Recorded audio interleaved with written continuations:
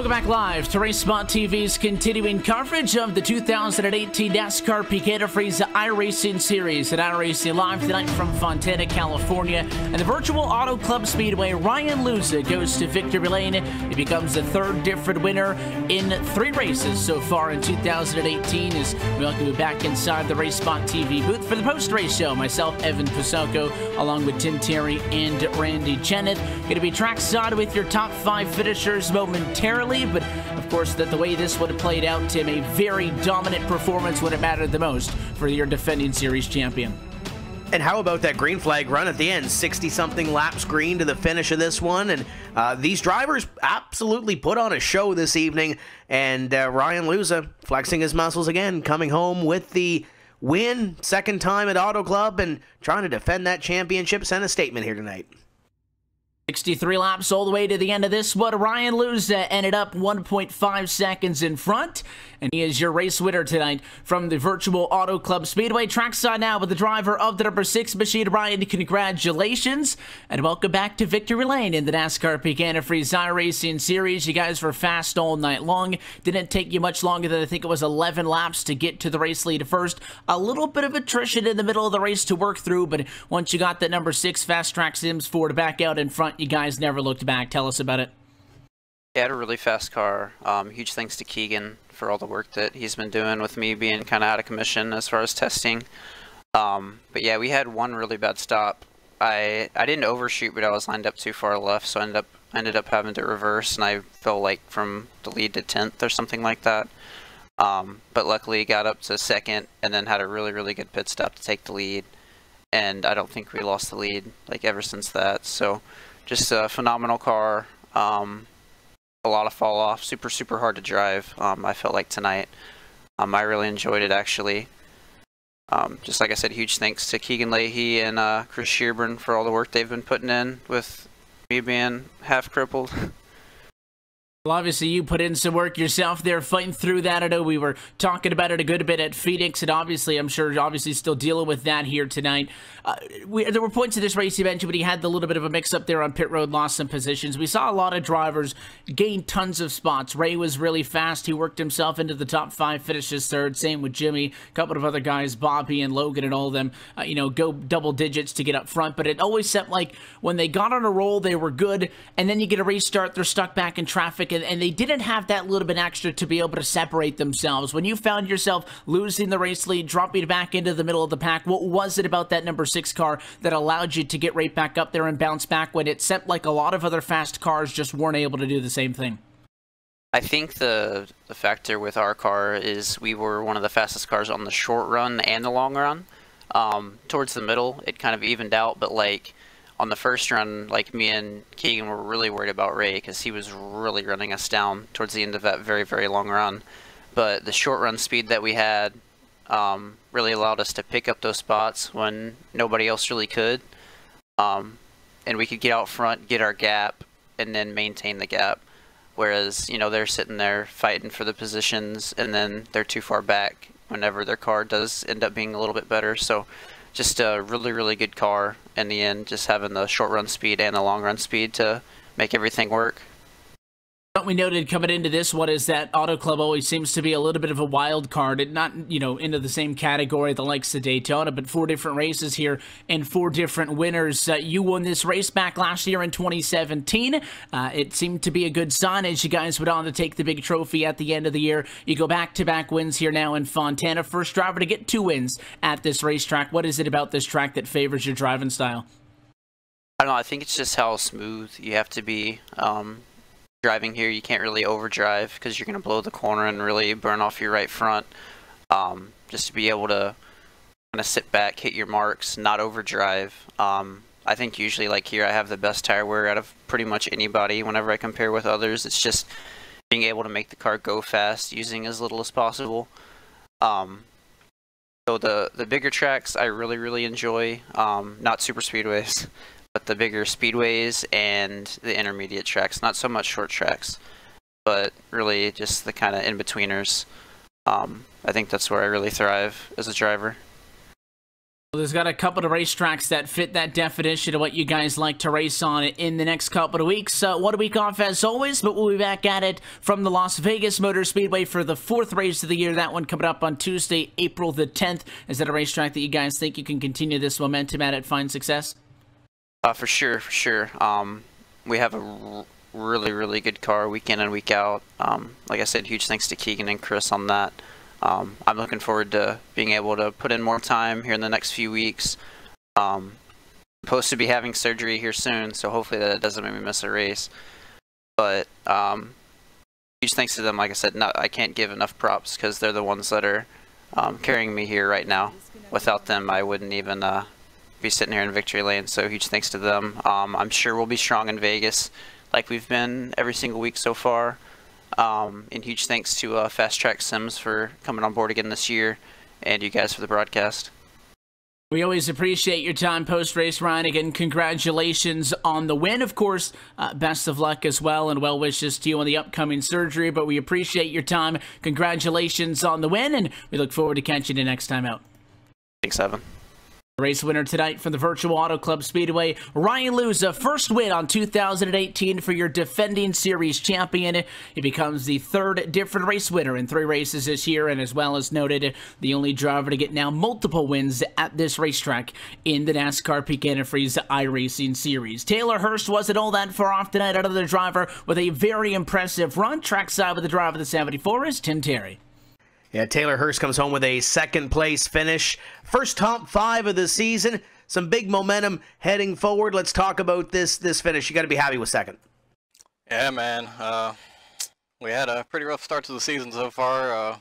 Daytona, I don't even really want to talk about, and Phoenix was just, we ran into everything. So coming here and finishing 2nd is definitely really good for this lockdown Chevy. I want to first off give a big thanks to RTR and Digital Downforce for coming back on board this year.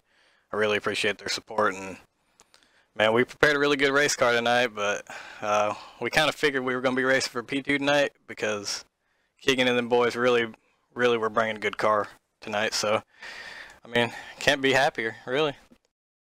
Have to say, one of the most entertaining drivers to watch all night long, because you'd get to the inside of somebody and have to work them over for 3 or 4 laps, didn't give up, and finally took the position away. That inside line seemed to be the place to be for you. Yeah, the car was really happy on the white line down there, but we were pretty snug, especially the first half of the run. So, you know, whenever the tires got worn pretty well, we really came to life. And the bottom was really suiting us, and anytime I tried to move up like Ray was running or whatever, it just wouldn't grip up for me the way it would for them. So just had to keep it pinned. You mentioned the first 2 races of the season quite dismal, but looking after 3 races, it's too early to talk points, but you're right there in the top 10 within that playoff cutoff. What do you have to do in these next 10 races before that cutoff to make sure you're there when we head to the playoffs? We just got to keep on bringing good race cars and taking off top 5s and 10s, man. I wasn't really sweating it too much after Phoenix. I knew we had a long way to go, but we really do have to be consistent. But I'm pretty confident we'll bring good race cars. We got a good thing going over there at Lockdown. Jimmy finished 4th, I believe, and Zach 6th or 7th, and David 11th tonight. So, and shout out to those guys and Matt Bontempi, man. They put a lot of time in as well as me on these cars, and it definitely showed tonight. You mentioned all those team members over there, but man, a beautiful looking race car this year. Very sleek number 74. Who else is on the side of this thing?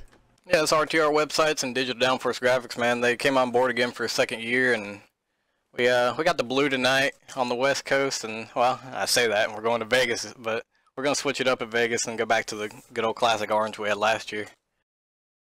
Well, if the orange is any better than the blue, we'll see you in Victory Lane in 2 weeks' time. That's Taylor Hurst, driver of the number 74. Great 2nd place effort for this team, and I believe Randy has caught up with the former champion today. Started 18th, but man, oh man, it was fun during that first stint watching you fly through the field. What do you think you guys are missing in Q-Trim? Oh, I'm not sure. I was a bit surprised by how slow we were in qualifying. Normally, you know, when I come off turn 4, I kind of know whether it was a good lap or not, and this one felt pretty good, and then we were 18th. So, you know, it's just one of those deals. But I'm just happy that we had good pace. Thanks obviously to everybody at Step Angle Motorsports. Bobby Zelensky, he works very hard and he's very good at the setups, and we're kind of the supporting cast as far as runs and giving feedback and whatnot. Yeah, just happy to get the virtual racing school, the 2-car first top 5 of the season. So we've had a good solid start to our year. Looking forward, I know Daytona didn't go the way you would have liked it. Phoenix, you were looking at a potential good result, but fortunately issues on pit road kind of took that away from you. You did manage to scramble your way back to a decent finish, though, all things considering. Seems like Auto Club, though, you get yourself a good finish here. Think you're going to be able to get in the groove for the likes of Vegas and then the 3 night races we have in a row at Richmond, Kansas, and Charlotte? Yeah, I was a bit surprised by how fast we were tonight. You don't really know how fast anybody is. All the teams are very secretive of their lap times, or they'll just tell you the wrong lap times, or stuff like that. All the shenanigans that goes on in the 2 weeks between races. Sometimes we run the NIS races in between the weeks, and we kind of know how fast people are there. But people are always making their cars faster. So just one race at a time. So we'll go to Vegas next and see what happens there. All right, 3-time. Who gets it done on the red and black deuce? Yeah, again, virtualracingschool.com. We offer coaching there. Myself and several other world championship and champions and drivers, and a lot of great caliber drivers offer coaching through there. So if you want a coaching session or just looking at a lot of telemetry and ways to improve your driving, go to virtualracingschool.com. Thanks to Chris Hennion and Liam Brotherton for being on the box, and we made sure the car got fueled this time. So we'll hopefully it doesn't happen again to us this year, and thanks everybody to tune in, and we'll see you in 2 weeks. Fantastic run from the 3-time champion in this series. Well, moving on down the line, the person who started next to him, Ray, went from 18th up to 3rd. Jimmy Mullis stood by with Tim Terry, who went from 17th up to 4th. Yeah, get to chat with Jimmy Mullis once again. His second place run 2 weeks ago and finishes in the top 5 once again in position number 4. And Jimmy, worked your way through the field, had to start mid-pack here in this one. Yeah, I messed up qualifying, which is kind of unusual for me for whatever reason. But, yeah, the car was just on rails tonight, just as it was at Phoenix. It was honestly a lot better than I expected. I was just able to, keep picking them off one by one, and found myself in the top 10 before the end of the first run, and was able to just hang around. And one of those stops, I was able to get a lot of track position and restart second, and that's what really helped me out, and I was able to stay up there through the end of the race. 63 lap run to the end. How hard was it to call the audible to come down pit road? Because we've seen some of these races near the end have a couple of caution flags in them. I was a little nervous about it because I know one of those runs, Clamp It, he pit and got a yellow like immediately. So I think that's part of the reason that Matt made the call to stay out longer, and luckily it worked out because I was able to get around Keegan and everything. So but yeah, I was a little worried about it, but it paid off. Daytona is Daytona. You come off Daytona with 2 straight top 5 finishes. We head to Vegas in a couple weeks' time. West Coast swing has been good to you so far. Can we get one more top 5 finish there? I believe so. Vegas is easily my favorite mile and a half, so I'm excited about it, and I think we'll have just as good of a car there as we've had these past 2 weeks, maybe even better. So we'll, keep working at it and trying to find the speed. Obviously, Keegan and Ryan have definitely found something that nobody else has yet, so hats off to those guys. They're doing a great job, but we're definitely closing in, and that's really nice to see. And the top running driver from the Chaos crew here this evening once again. Who else is on the side of this car besides Racing Virginia? Living for Larry, Heyman Hustle, Kicker, Forefront. I mean, the list goes on and on. Velocity. Thanks to JDR Graphics also for the car. He's been doing a lot of schemes for me recently and stuff for my Twitch channel that I'm starting up. So huge thanks to him. Sim Seats, just everybody with the Richmond eSports program that we've got going. It's definitely been fun. And I really got to give a big thanks to my Lockdown Racing teammates for this week. as usual, we, you know, put in a lot of work, probably more than most teams, which it always pays off, thankfully. So huge shout out to them, Zach, David, Matt especially, and Taylor. They did a great job on getting this thing hooked up, just like they always do. There's Jimmy Mullis' second consecutive top 5 run in the series and moves himself up to 5th in the point standings, leaving this Auto Club Speedway. Believe Randy has caught up with our point leader and 5th place finisher Keegan Leahy. Coming into the points, he was leading this championship, and I think he should be safe in doing so, leaving here at Fontana. But the number 24, Keegan, you were pretty quick in qualifying, put that thing on pole, went back a little bit early, though, kind of got shuffled into the mid-pack, but managed to scramble your way back to the top 5. How was your run here at Fontana? Honestly, I'm disappointed, but to say that I'm disappointed to finish 5th in this field is pretty good, I think. Well, basically, I took it pretty easy that first run. Ryan had a little pace on me. I don't know how that guy can run so fast with one arm, but he's got it figured out now, I guess. And besides that, I was just taking it easy through that first run, and then kind of had some issues that second restart or the first restart, and made some contact with some people and got a little bit of damage. That kind of set me back a bit, but I just kept myself cool and grinded my way back up to the front and made it to a top 5. This is putting you 3 for 3 for top 5s this season, and well, whenever you can start a championship out like that, it means it could be looking to be a good one. You think you have the what it takes to potentially win this championship this season? Yeah, well, my first goal was to make it to end pace, and my second goal was to hopefully make the chase. But yeah, I think my goal is starting to shift to going for the championship now that I'm showing what kind of pace I can run. Getting a little more confident. Don't want to overdo it, but obviously really happy with my setups and my driving right now. So yeah, I'm definitely going for it for sure. Thanks for joining us, Keegan. Before we let you go, who gets it done on that number 24 car? Yeah, I hope you had a good picture up of Virtual Racing School on my car there. Really happy to have them on board. I'm doing data packs and setups and tutorial videos for them, and they're a great service. And honestly, I really like using it for checking out other data packs, like especially Mitchell DeYoung's Rallycross stuff. That's really cool. And thanks to my teammates. Thank you, Ryan, for bringing this setup to Victory Lane. I wasn't able to, but he was definitely flying, so good for him. So, points leader, number 24 of Keegan Lee, I believe, after he gets out of Fontana here, Evan. And, well, that number 24 car is easily the most consistent car on the field right now.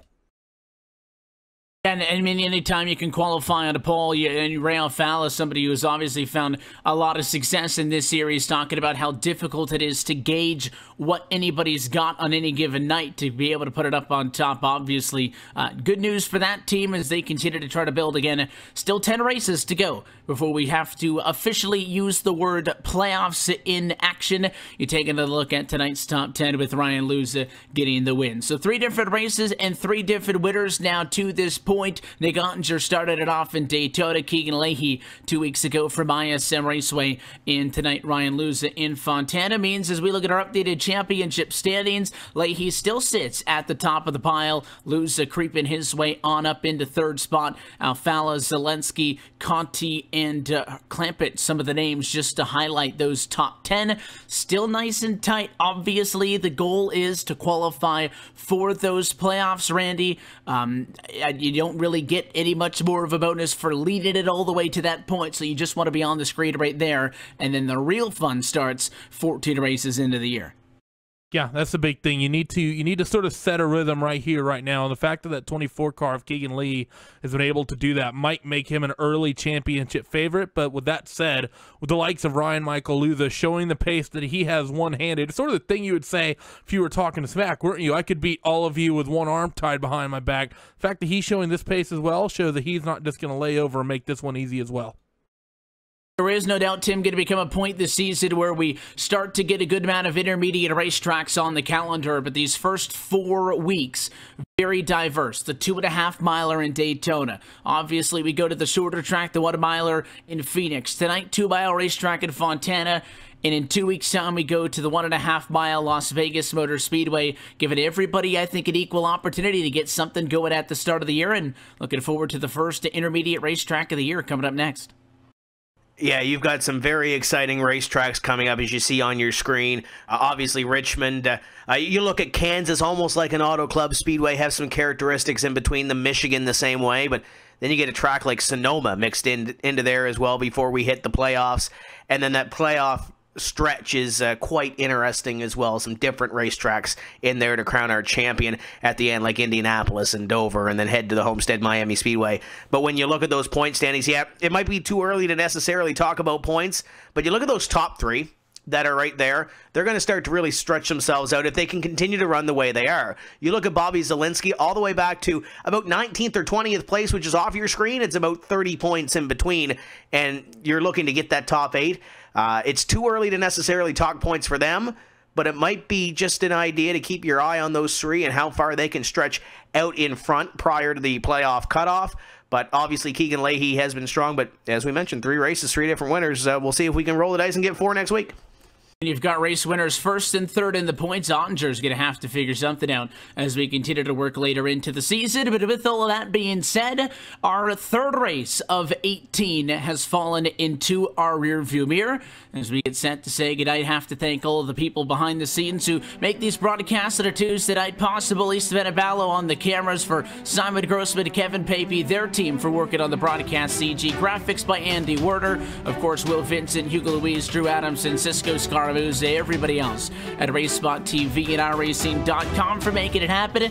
And for your broadcast team tonight, for myself, Evan Pasoko, Tim Terry, and Randy Jenneth, I want to thank you for tuning in and congratulate 2017 Series champion Ryan Luza on winning here tonight in California. The series takes its off week and will return on Tuesday, April the 10th to close out the West Coast swing from America's Racing Showplace, the Las Vegas Motor Speedway. That race and every race of the 2018 NASCAR Peak Antifreeze iRacing Series can be found right here on RaceSpot TV and iRacing Live. Until next time, good night from Fontana.